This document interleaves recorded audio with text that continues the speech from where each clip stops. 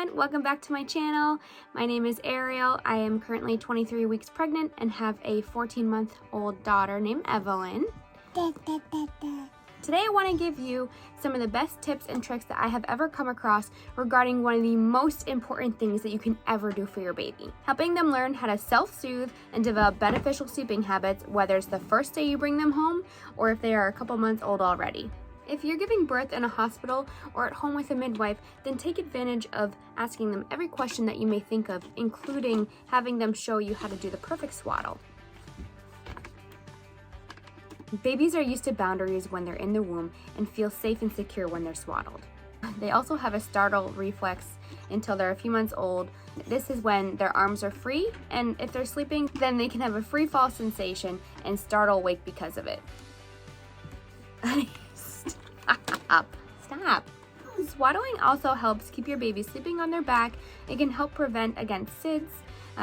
It can help prevent them scratching their face, and it can help soothe a colicky baby. When you first bring your baby home, snuggle naps are really important for bonding between a baby and the parents. Skin-to-skin contact has been proven to help regulate a baby's temperature, improve brain development, help raise blood oxygen levels, help your baby sleep better, and much more. Definitely indulge in these snuggle naps in the early days, but I'm sure that you'd love to get your baby to be able to sleep independently and for a long period of time, so you can have some time for yourself or some time to get some things done, whatever that may be. Now, no matter how old your baby is, here are some things to keep in mind. First things first, be aware of your baby's tired signs and awake times. You'll need to find their sleepy window before they become overstimulated and overtired, because all of a sudden they're going to appear that they're super awake and unable to wind down, prolonging that nap even further. Some tired signs may include staring into space, yawning, pulling at their ears, frustration crying, etc. Babies are only able to be awake for a certain amount of time before they need a nap, and as they get older, this time will lengthen. Regardless if they seem completely awake, content playing, you're going to need to get them down for a nap within this sleepy window before it's too late. The easiest way to find your baby's sleep times and awake times is to just log your baby's sleep for a couple days.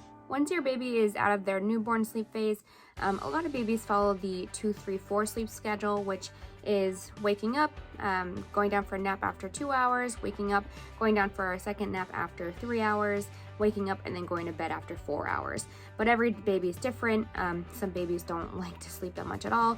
Some babies follow a 3-hour awake schedule the whole day, like Evelyn, and it worked great for her. And of course, there's going to be days where your baby's just going to be super awake and not want to go down for a nap when you're trying to put them down, or they're going to be overtired and want to go down for a nap even earlier, and that's okay, because they're just like adults in that fashion where they can't just follow a strict schedule all the time. Getting babies on a sleep schedule early on is great because they love predictability.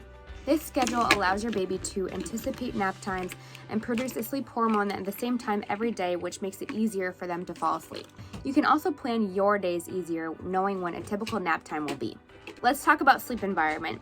Try to have your baby fall asleep in the same space as much as possible. When they enter this space, your baby will recognize that it's time to start winding down. Something that helped us immensely was keeping her room as dark as possible, simulating nighttime even during nap times too. In order to do this, you can buy some blackout curtains. They also make these really great portable blackout curtains that we got off Amazon. They actually suction cup to your window. We take these whenever we think that we're gonna be away from our house during a nap. Snap machines are really great as well. We actually have two. We have one that we keep in Evelyn's nursery, and then we have one that we bring with us whenever we go somewhere when she's going to be napping. These machines can help muffle out any other noise, just like in the womb. Something that you might find interesting is that when you bring home your newborn for the first time, be loud, watch TV while they're snuggle napping, do the dishes, vacuum, get them used to noises outside of their womb as well so they become accustomed to it. Otherwise, you're just going to be tiptoeing around your house, finding all the creaks in your floorboards to avoid. You'll be whispering, watching the TV with the volume so low that you're going to need subtitles, all to keep your baby asleep. And if you have been using a sound machine and it just seems to keep your baby awake at night, switch it up, turn it off for a few days and see if that makes a difference. As far as temperature goes, the ideal temperature for a baby's room is between 68 and 72 degrees. Try to keep the temperature the same every night, and if you're not able to control temperature, then just dress your baby accordingly.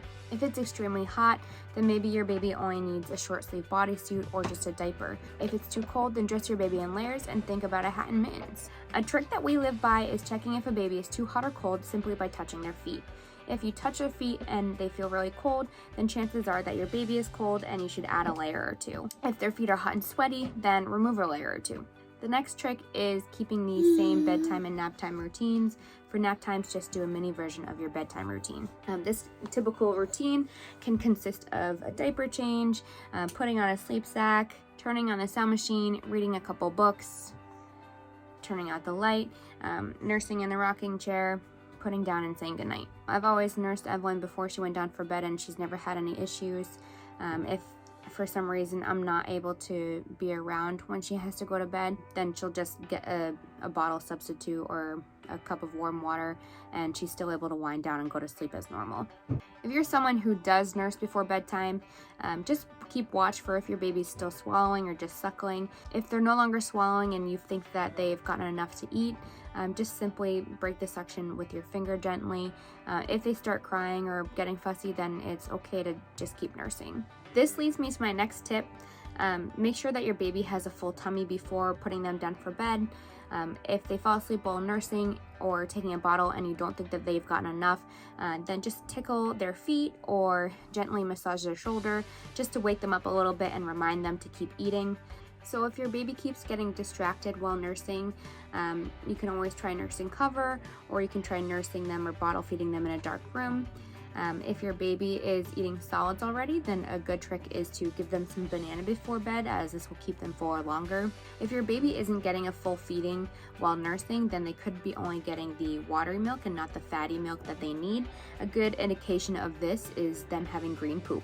The next trick that we learned is that babies love sleeping in warm and cozy places, so you can either heat up their sleeping space with a heating pad or a warm water bottle, and then obviously just remove them before you put your baby down. As your baby gets older, definitely try to put them down sleepy but not completely asleep.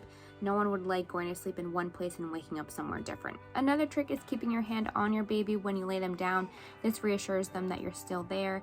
As they start to fall asleep, then slowly remove your hand and see if they remain calm. When you're doing whatever you need to get your baby tired, whether it be rocking them, patting their bottoms, bouncing them on a birth ball, have them in a position that it's going to be easy to transfer them down to where they're sleeping without you fumbling, which is going to cause them to wake up further. There is going to be countless times when you think that you have a great routine or that you know your baby's sleep methods, and then a sleep regression is going to hit. So around 3 to 4 months old, your baby is going to be more affected by noise. They're going to be able to start seeing more distant objects, and they're going to be more interested in their surroundings. Once they can start rolling, it's no longer safe to swaddle. I still recommend transferring from a swaddle to some sort of sleep sack. A lot of people swear by the magic Merlin suit, but our daughter wasn't in it for more than 10 seconds before she was screaming. The suit didn't allow her to bring her hands to her face because of all the padding, and she needs to be able to suck on her hands for comfort. Our saving grace was the Zippity Zip sleep sack. Best $40 that we've ever spent, because it meant that she was sleeping better. It still provided those same boundaries that are in the womb, but it just allowed her to be able to roll around more safely. We had Evelyn in a bassinet beside our bed for the first few months of her being home. I found it better to have her in a bassinet that had walls that were solid, so she couldn't always see me if she woke up in the middle of the night. If she saw me every single time that she woke up, then she would want me to pick her up and not self-soothe back to sleep. So when Evelyn was around 5 months, I think, we transferred her to a crib in her own room for all of her naps and overnight sleeping, but we definitely did not do it cold turkey. It's a good idea to put your baby in its crib well before you plan on transferring them. Put them in there during the day, let them look around, turn on a mobile, get them familiar. It's a good idea to put a t-shirt that you've worn close by and out of reach so they can still smell you and feel comfortable. Start putting them in the crib just for naps until you feel comfortable, and then you can start putting them in for an overnight. But once you start this process, then follow through, because you'll just confuse your baby even more if you keep switching them back to their previous sleep conditions. Okay, so sleep training. This is the part that most parents are not willing to try until their eyes are bloodshot and they are barely functioning because they have lack of sleep. Hear me out. Sleep training was the best thing that we ever did for Evelyn. I'm not talking about the traditional cry it out method where you just let them cry all night long until they finally fall asleep on their own. We implemented the 5-7-9 method. This entails following your normal bedtime routine, putting your baby down to sleep, and if they start crying, then not going back in and getting them for 5 minutes. Once 5 minutes is up, go in and soothe them for a few minutes and then put them back down. They're going to likely start crying immediately, but continue to just be cheerful, say goodnight again, walk out, and don't go back in for 7 minutes. Then repeat this process and then don't go back in for 9 minutes. If they're still crying after 9 minutes, then pick them up, walk around, go do something else for a half hour, and then try the process again. We would have to bring Evelyn out to the living room with us and lay her on her back and do bicycle legs until her eyes got droopy. Then we would try the process again and she would go down. I completely understand that the most difficult, heart-wrenching part of this process is listening to your baby cry for any amount of time whatsoever. I would literally sit outside Evelyn's door just counting down the seconds, staring at a clock. And if during this process your baby is inconsolable with nonstop screaming, then by all means just go and get them before the time is up because they're not ready to go down. It took Evelyn a little over a week of this 5-7-9 process to be able to self-soothe and go to sleep without fussing the first time that we put her down for the night. Don't give up.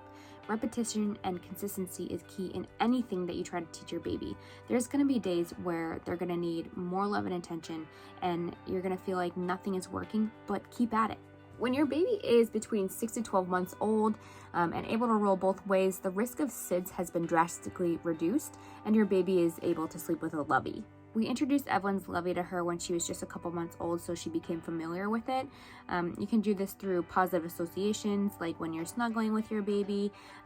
If you're nursing or bottle feeding them, you can have it with you during tummy time, etc. Your baby's lovey can be any plush toy or small blankie. Evelyn's lovey is this bunny, and then it just has the blanket underneath it. Having the lovey in the crib with your baby helps soothe them when they wake up in the middle of the night. If one lovey doesn't seem to work, then you can always try with different ones. The last thing I want to talk about is removing bedtime crutches. This can be anything that you do to get your baby to fall asleep, whether it be bouncing on a ball, using a pacifier, rocking your baby, rubbing their backs, or doing anything until they're completely asleep. Removing these crutches is essential because if your baby wakes up in the middle of the night and these crutches aren't happening, or if they're not present, then they're just going to cry and be upset until the crutches come back, and they're not going to self-soothe back to sleep. Within the first few months, of course, do anything and everything you can to get your baby to sleep. Just start thinking about removing these crutches once your baby is able to self-soothe. For most babies, you'll have to remove these crutches in stages. Just give it to them in shorter and shorter intervals. Try this for a few nights, and if it doesn't end up working, then just try it again in a couple weeks. If nursing is your crutch, then definitely do this one in stages and not just in 3 nights because your baby is used to eating at certain times. Factors like teething, sickness, growth spurts, and wonder weeks can make this process more difficult, so just be aware of that and don't immediately chalk it up to be a failure. And that's all I have. I know that this was information overload, so just remember that everything with babies takes time, repetition, and consistency. Thanks everyone for watching. Don't forget to subscribe to my channel, follow me on Instagram, and come back to see my next video.